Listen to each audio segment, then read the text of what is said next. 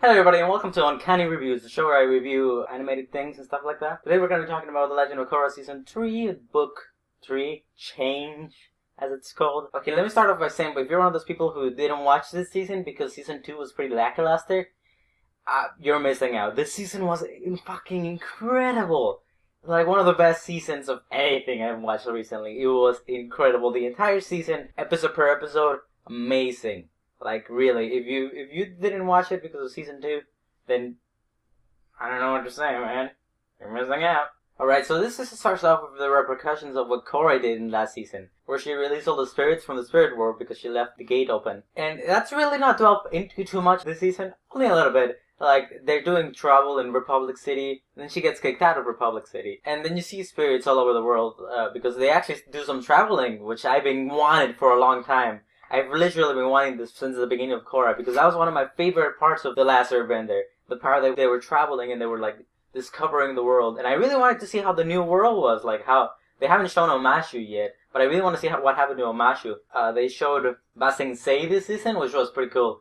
But, like, the previous seasons, they only showed Republic Cities and part of the water tribes, and they rarely showed the water tribes. They were just there. They didn't, like, really go into it. Like, in the last show, the Last Airbender, whenever they would travel to, like, the North Water Tribe, you could see the entire buildings and all that shit, their architecture. But they didn't really delve into this in The Legend of Korra. And I really wanted to see that, and they actually started doing that this season, which was pretty cool. Okay, so this season, you start off the first two episodes with the realization that new Airbenders are coming out. Because of when Korra opened the gates to the spirit world, that somehow restored balance, I'm guessing, through the fourth element. And people now are getting airbending just because random people. So they start out with Tencent being, like, really emotional about, wow, I can finally revive my dad's dreams, Aang's dream to restore the Air Nation. And I think that's really good. I really like that whole plot point. Korra, Team Avatar, they go on a wide search for new airbenders to try to join them. And that's pretty much how the season starts. But in the first two episodes, you see the bad guy for the season. His name is Zahir. Zahir is apparently a really bad... I'm not gonna spoil it now until I get to my spoiler section. But he's a big bad guy. We don't know why at the first time, but he's locked in a prison. And it turns out that he got airbending too. He got airbending from the whole spirit world ordeal. And he escapes prison. And you see that he's, you know, a bad guy. But we don't really know why. We just know that he's a bad guy and he's gonna do bad things because he's bad. Okay, the last two seasons dwelt with the new world that Aang created. Does it really need an avatar anymore? Does it need Korra? This season was titled Change because that was a big plot point.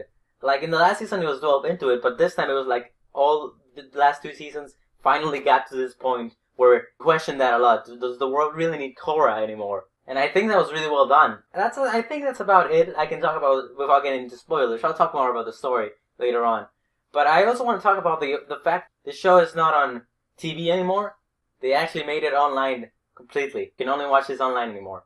Which was a very big move, because it came out of nowhere. They announced it like a week prior, and then just the next day, it was online, all of it, and they weren't going to show it anymore on TVs.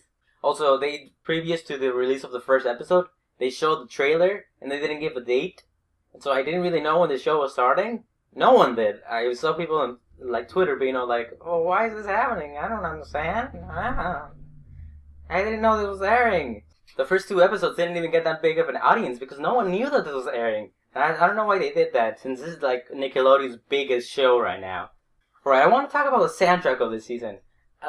Usually I haven't really noticed that kind of thing, but there was one theme that they showed in the trailers, in the first trailer, and that theme was fucking incredible! Every time they showed it, it pumped me up. It was like, it was during fight scenes, it was a fight song.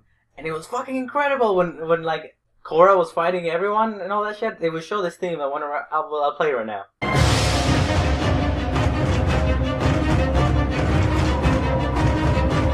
Yeah, that theme fucking amazing. And the rest of the soundtrack and every sound related thing was incredible. The fight scenes were very satisfying when they hit and all that stuff. The animation for this new season is done by the same one that did the first season, and they do a fucking fantastic job. The animation quality for season 2 wasn't that good. But for season 1 and season 3, which were done by the same studio, incredible. All the fight scenes, visuals, characters didn't look weird, because I felt like a couple times in season 2 the characters looked kind of weird, odd. But this season was done perfectly and beautifully. Also, about the story. Zahir has a group made out of 3 other firebender, earthbender, waterbender and him being an airbender now. So they make the entire element chart, and it's pretty fucking cool.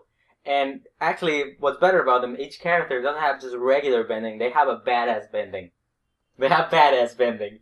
Trademark that, that's what I'm gonna call it from now on. Badass bending.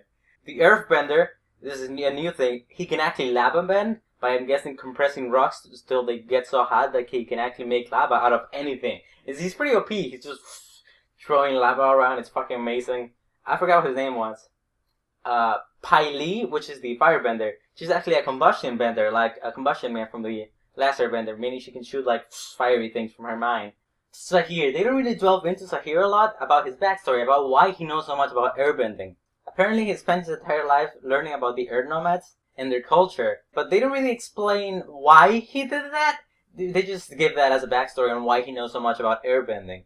Sahir's beliefs and his way of thinking and what he wants to achieve, it is pretty well derived from the Air Nomads culture. Just a little bit twisted in a bit, but it's pretty well done. I think it's great. I think Sahir was done pretty fucking amazing. He's one of the best villains, I think, ever.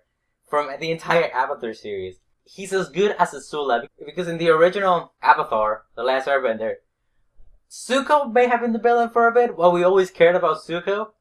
And the Fire Lord, he was just there as a big bad guy, and we thought he was pretty cool, but we didn't really care much about him. It was Azula, the one that we thought was fucked up, and who was like, yeah, she's the villain. She's the fucked up one out of the fucking all of them. In this season, Bei Fong actually gets some amazing screen time. She's actually a very big part of the season, which I really like, because I thought she was a pretty cool character, being tough skid, and Toph is like everyone's favorite character from the original show. We actually get to see some Toph. I'm not gonna spoil why, but it's pretty fucking great seeing Toph again, because she's one of the best characters ever. And we actually get a lot of character development for Bei Fong, which is fucking great, because she really needed it. She's been kind of screwed over in the last 2 seasons, because we hardly ever saw her. Bo Ling and Mako actually get some amazing character development as well. We get to learn about their families a lot. And Mako stops being, that just shipping tool, which he was in the previous 2 seasons, where he was just there to ship, to make relationships out of and make it all dramatic and teenager-like. They really got rid of that, which was great. There was barely any teen love in this fucking season, which is great, because that stuff was pretty bad in the last 2 seasons. Bo Ling was fucking incredible. Last season was great for him, because he did that whole movers things, but he really wasn't part of the story the main Unalaq story that much. Yeah, but in this season, Bo Ling kicks ass. He's fucking incredible. And all the stuff he does, and I'm not gonna spoil it, well, I will spoil it later on when I get to my spoiler section. But something he does, towards the very end of the season, I called it, and it was fucking great when it happened. So yeah, that's all I have to say when it comes to the non-spoilery things about this season. And, well, spoiler time, but if you want to skip the spoilers, you go to my final verdict. Go to this time right here, and then I'll stop talking about spoilers. But for now, spoilers. Sahir and the Red Lotus. Sahir and the Red Lotus. Lotus? I don't know how to pronounce that word. Whatever. Sahir and the Red Lotus. They were fucking great. They were amazing villains. All of them. I wish the other 3 villains, other than Sahir, would have gotten a little bit more backstory. They died at the end, all of them. So I guess that's not gonna happen. Sahir stayed alive though. But I thought they were great. They were fucking cool. They had personalities. They definitely did have personalities, but I wish they went into them a little bit. This is one of the flaws, I think, with Korra.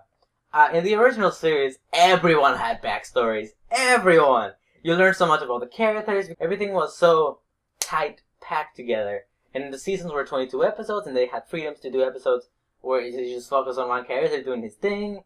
That one episode where Zuko left his uncle for a while, and he was with this earthbending kid.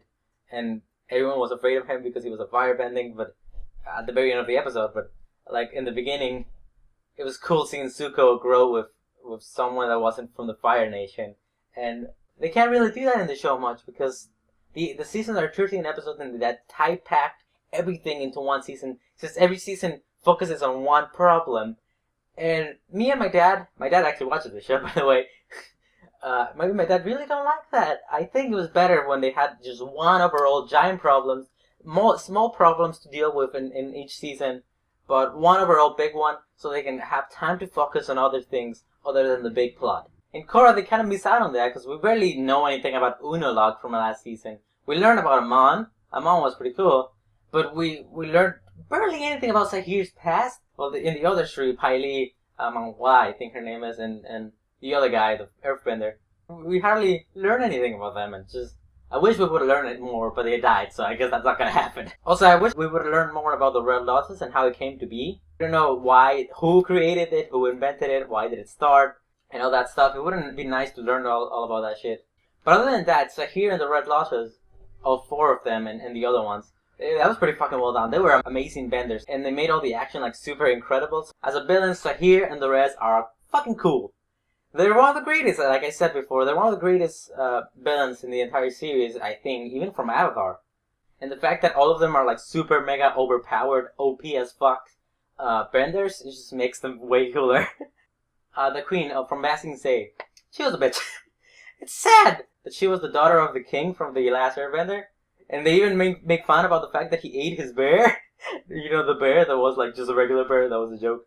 Which was weird. Because that bear was fucking awesome. But yeah, it's sad because the king back from the last Airbender was fucking cool, and she's like a major asshat.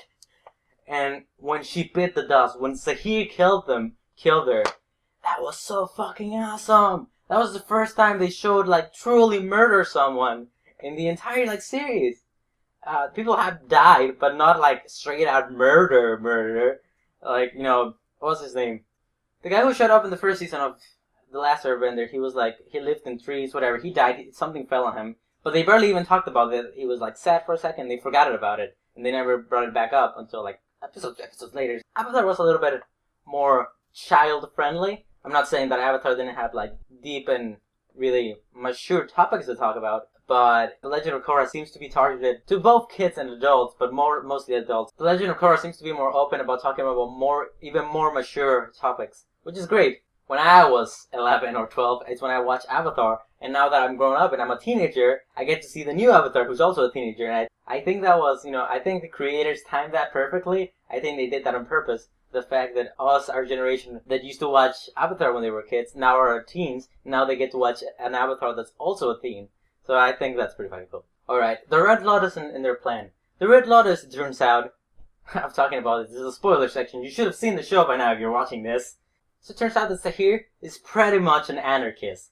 He wants to create true freedom by creating chaos. By doing that, he wants to destroy the Avatar, because the Avatar isn't needed, like Unalaq and Amon said in the last 2 seasons. He also thinks that the Avatar is not needed anymore. His plan is to get rid of the Avatar somehow, which isn't really known until the very end of the season, how he's gonna do it, which is put Korra in the Avatar state and then kill her doing that. Sahir's motivation was great. I think it made sense, and it wasn't just like, oh, I'm evil, I'm gonna kill all the guys. He wasn't truly evil, they actually talk about that. Sujin, Bei Fon's sister, actually talks about, why do we need a queen anymore? That's so outdated. So it makes you think, like, maybe Sahir is right, because one of the things that Sahir wants is to get rid of all the world leaders. So it makes you think, yeah, it makes sense. He's not truly evil. He's just a fucking asshole. Oh yeah, Bei Fong's and Sujin's relationship throughout the entire series, their sisterhood, and Bei Fong growing as a character, that was fucking well done. How they stopped being, when they were kids, they stopped being like close to each other because of their differences, and their mom Toph. It was also cool how Toph wasn't that good of a mother, actually, because it makes sense that Toph wouldn't be that good of a mother. We still don't know who she had kids with, though. Apparently, Sujin and Bei Fong had different fathers. Tenzin actually gets to create the new Air Nation. He actually gets to recruit them, which takes some time. But he recruits all the peoples, and they go over to an Air Temple to learn about the culture and all that. And that was pretty great, that whole plot point. Tenzin got some character development as well. Not as much as he did last season. I think last season he got the most when it came to his family and all that, since we had those like bits every episode where we would see what they're doing in vacation. In this season, I think Jinora's and Tenzin's relationship was delved into a lot, and it grew as well. So I think that was done pretty well. What I really want to talk about is the season finale, the last 2 episodes. What the fuck? It was so good! Oh my god, it was one of the greatest season finales ever. Fuck. It was one of the greatest things ever. The action, fucking incredible. When Paili died, when the Suyin sisters, the Bei Fong sisters, were fighting each other. I mean, when the Bei Fong, well, actually, the Bei Fong sisters did fight each other, and that was pretty cool. But that's not what I want to talk about. When the Bei Fong sisters were fighting together against someone else. That was fucking incredible. When they were fighting Pai Li, the combustion bender. How she died, it was so gruesome. It was so fucking epic. What's her name? Su Yin metal bended her armor out and she threw it at her face while she was trying to combustion bend. So her mind blown. It was mind blowing. It was mind blowing. Get it? I'm funny. No one's made that joke before. Korra's fight when she was tied up because she was chained up, that was fucking awesome. That was so well animated because she was fighting and she still has her bending, even though she could like hardly use it because she can only do like powerful moves that involve doing this or the same thing with her feet.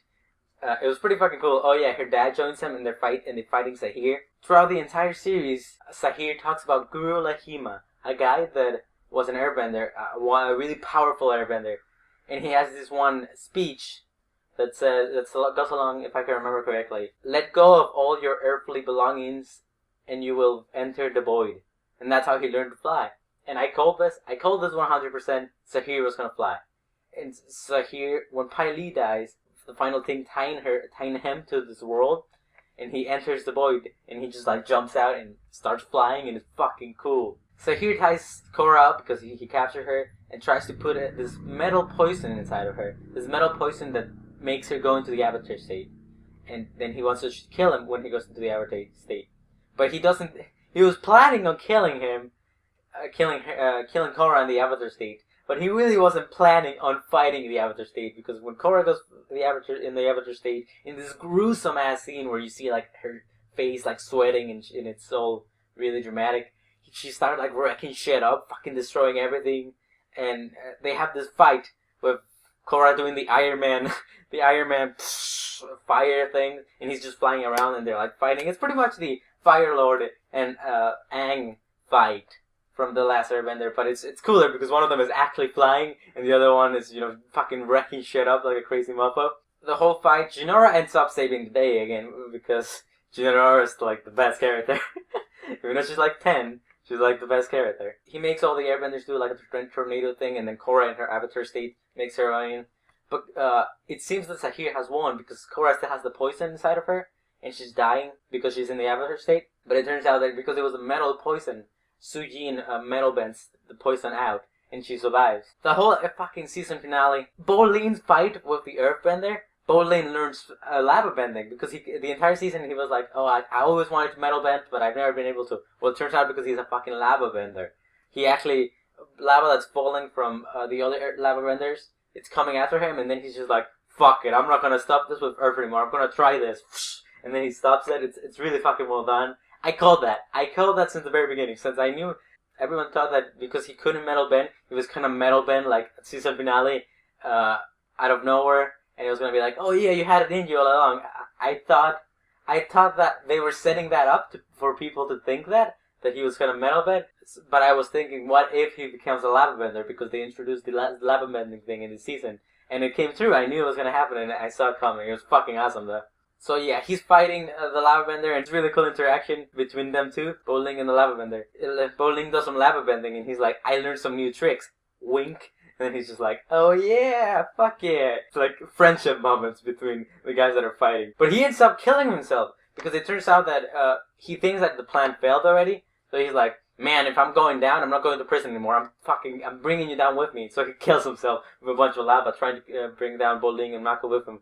Mako is actually fighting Manhwa, I think that's her name, Manhwa. And they actually had fought before, but he does a really cool move where he goes up into a ledge, and for the first time in this season, I don't know why he didn't use it before, but he actually lightning bends the water, and then she electrocutes. And it's not really sure if she died, but she's in the safe cave that the lava bender is bringing down with all the lava, so I'm pretty sure she's dead. We see what happens to Korra. Jinora actually, previously in the season, has a fight with Tenzin about airbending tattoos, because she's always wanted to have her airbending tattoos. And it's something that you get when you become really good at airbending. So at the season, and then they argue about it, and it turns out that yeah, you're ready to have your airbending tattoos. The season finale is Korra was fucked by the poison. Completely fucked by the poison. She's in a wheelchair. Seems to be paralyzed. She can't talk. She's just there in a wheelchair. Really, really depressing. Like, it's really, really sad. Jinara's getting her tattoo ceremony. And she actually cut her hair, all of it, and she's bald and looks exactly like Aang. Which is so fucking cute. I thought that was so fucking cute. So yeah, she gets her tattoos done and all that shit. But then Tenzin says this. Hey, Korra, you should worry about getting healed up. We, the Air Nation, the new Air Nation, we're gonna do what you're doing, what you're supposed to do while you're healing, and restore balance to the world. And then Korra cries, because throughout the entire 3 seasons, Unalaq, Amon, what's his name, Sahir, their whole thing was that they didn't need an avatar anymore. So she's kind of realizing that in this new world she isn't needed anymore. And she grew up her entire life. Since the very beginning, the first shot you see of her, she's like, I'm the Avatar! Ah! And she's so happy about being the Avatar. And she's like locked up by the White Lotus to be the best Avatar, to be like a great Avatar. But when she finally goes out into the world, everything she's faced up till now, they all tell her that the Avatar isn't needed anymore.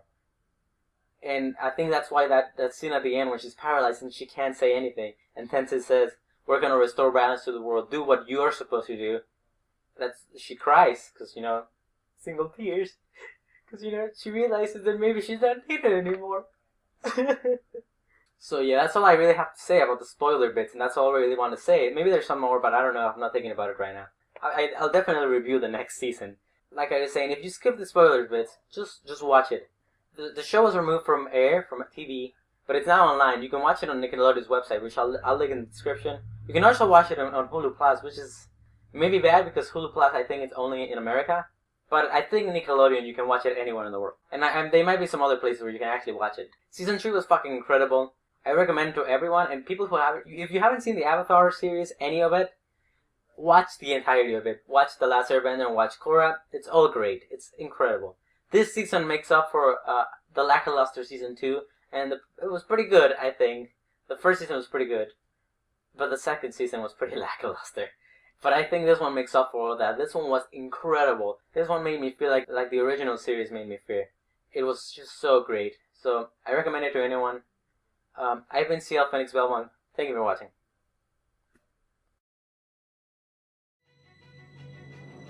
Thank you for watching this long ass review, and if you enjoy my stuff, why don't you check out my Let's Plays that are on the left, or my other review which is on the right.